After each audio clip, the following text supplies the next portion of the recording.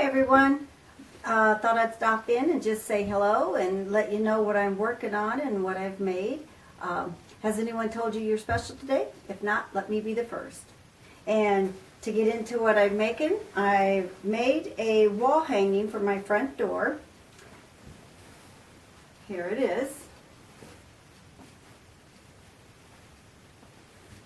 And what I did, I put it on the long arm and I used every color in the hanging and went in the direction of the design in the wall hanging.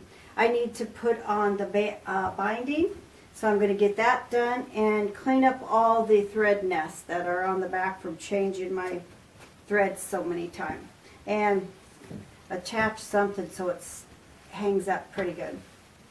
And then pillowcases. I like to do pillowcases for Halloween. That way they can put their Halloween candy on it and use it next year for their bed for the Halloween day for the month. And then here's a Mickey Mouse one. And I don't know, Shopkins or something. So here's that one. And then you can embroider their name on the cuff of it if they want their name on there. So that's what I'm working on today. Maybe I'll get something cut out, I'm hoping. Maybe a dress. One of the things I made for my summer makes was this top. And got it at Walmart. It's an Easy Stitch and Save McCall's, and it is 9094. Easy sew, very easy. I like the kind of looseness of it because I like my clothes a little loose, maybe sometimes too loose, but I like that. The fabric I usually get at Walmart or Hobby Lobby, so I'm not real sure where I got it from. I'm guessing Hobby Lobby if I had to really guess. But that's what I'm doing so far, and I will get back with you if I get something cut out and if I have some more to show you. Talk to you later. Bye-bye.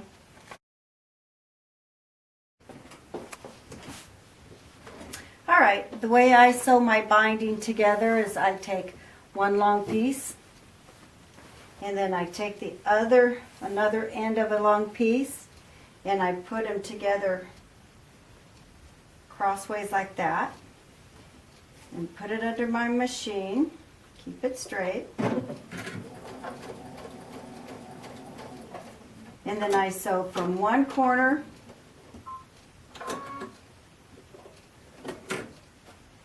to the other corner.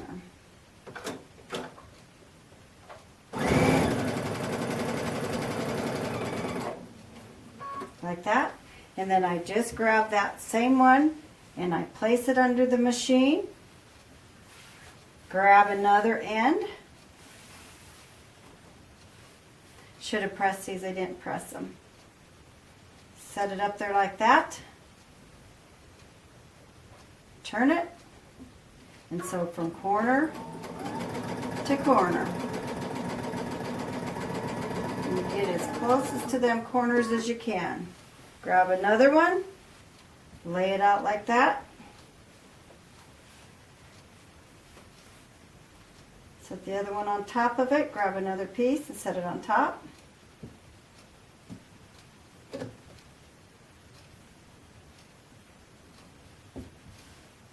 For the most part, they turn out right. Sometimes I gotta fix one.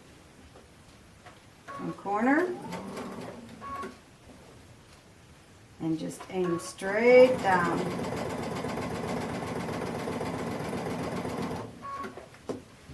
Pick it up, turn it.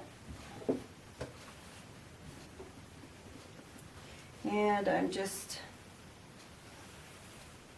going to use this. Oh, I don't think that's the right piece. So I'm done.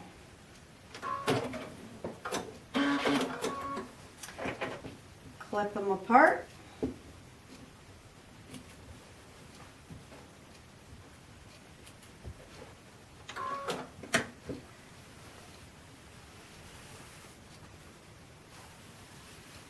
And there you have it. Your binding. So I'll go cut the bottoms off, the backs off here, press them open, and fold it in half. Alright, I got my binding all ironed down and folded in half, and if I was doing a quilt, I'd probably fold it in half before I started mitering them or sewing the corners together so it looks mitered. But you start probably, I'm going to give it about 6 to 8 inches before I start sewing it. Probably should put my walking foot on, but I think this is small enough. And I'm going to start at the back and do the front, since this isn't, well, I do that a lot with my quilts anyway, just because no one's going to see them. So here we go.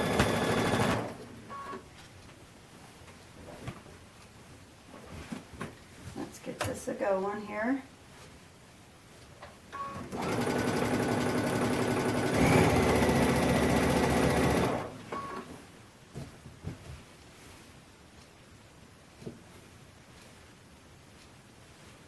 Straighten it as I go.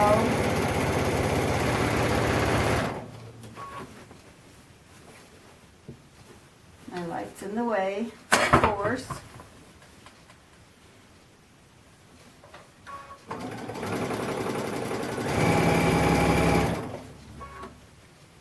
I got a lead foot.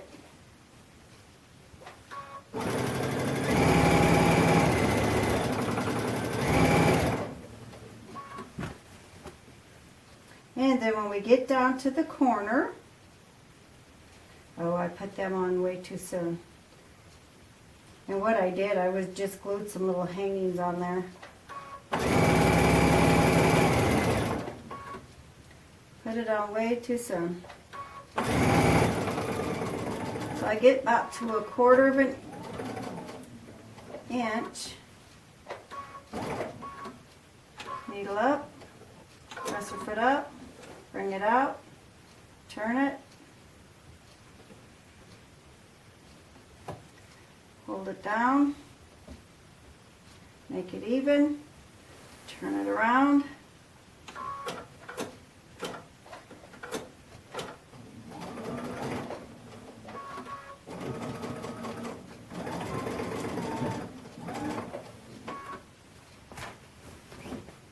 and proceed on.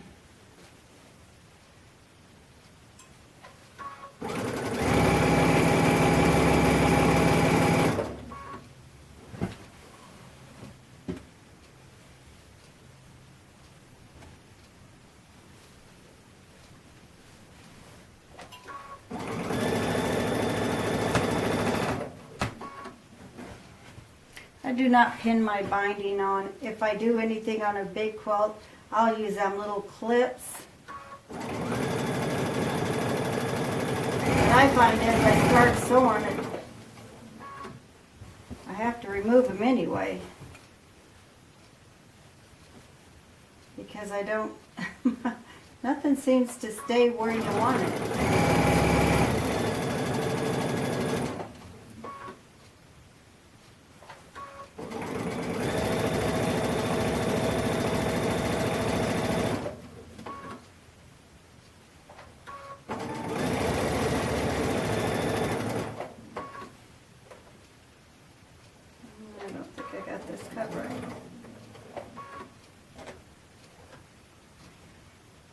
Up. So up.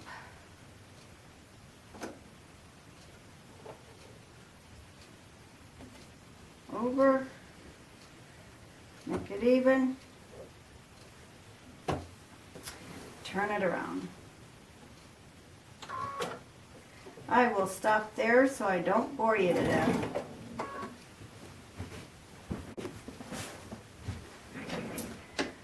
Alright, now I got my binding sewn on. So I could just kind of cut it and do it that way, but cut it and leave it square, and because you'd never notice it, it's just, and it's not that important, it's just, but I like to use these little projects as a way of practicing to miter my ends for my big projects. So I believe this is the one I learned, seen this on Margaret Lewing's quilting. where she takes and she gets these two ends, butt them together really good, fold the other end back on itself, and then she measures down 2.5 inches, because that's how wide my binding is. So 2.5. But she lays this out, makes sure these are butted pretty close.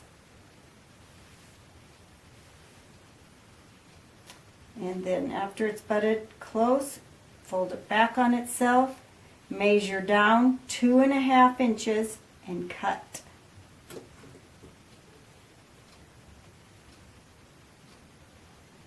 Two and a half inches. Don't cut the one underneath.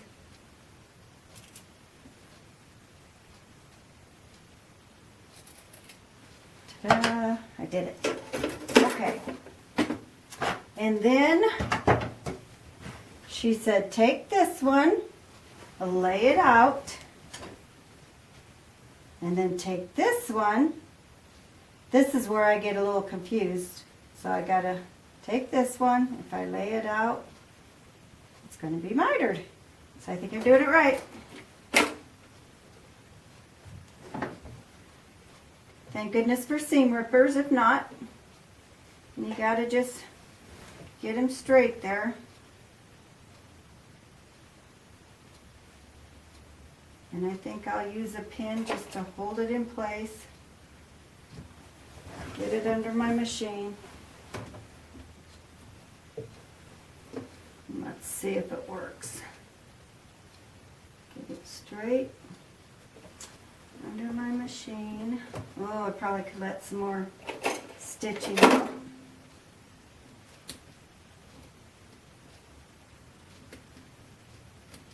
All right.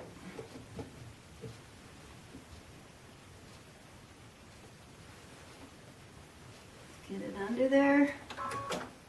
Get in the corner. Keep it straight.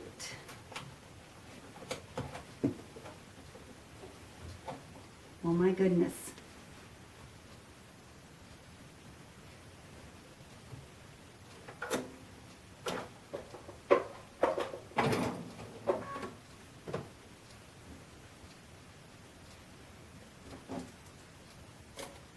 And go straight down the corner. And hold your breath. Woohoo! I did it. See? Margaret Lewing Quilting. She showed that tip. I have never failed since I did it. And then it just sews right up in there. Love it.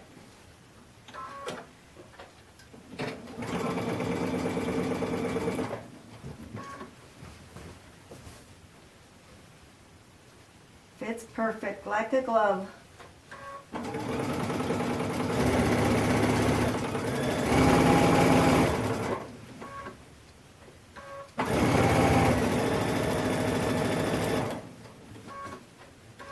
Okay. I'll show you when I turn it.